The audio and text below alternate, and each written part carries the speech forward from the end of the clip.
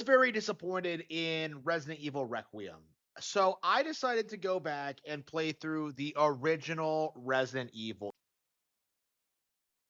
But I have beaten it now, and not only is this way better than Requiem, not only is it good throughout the entire experience, not only does it have great voice acting, great cinematics, a huge amount of replay value, it's probably one of the best games on GameCube.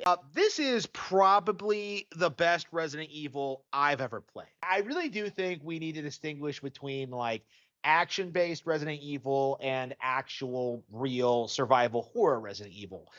Resident Evil isn't much of an innovator when it comes to the action game space, but it is absolutely a trendsetter when it comes to traditional survival horror.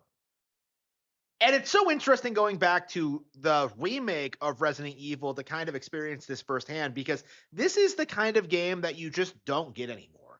A game where you're thrust into these insane situations with very little clues on how to proceed, and you just kind of fumble around until you just kind of figure it out.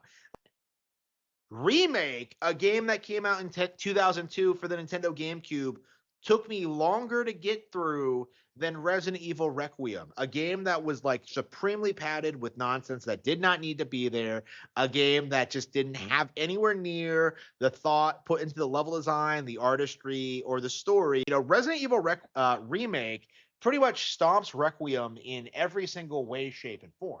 My opinion upon playing this game for the first time, going through the entire story, going through like, every event, going through like, getting every item, exploring every room, solving every puzzle. Like, this is something that should be considered one of the greatest horror games of all time, but it's not. The only reason this isn't considered the greatest survival horror game ever made when it comes to like, the resource management, when it comes to like the puzzle solving, when it comes to the action, when it comes to the variety, when it comes to like the length of the game, again, this took me longer to get through than Requiem, a modern game, and it had less padding.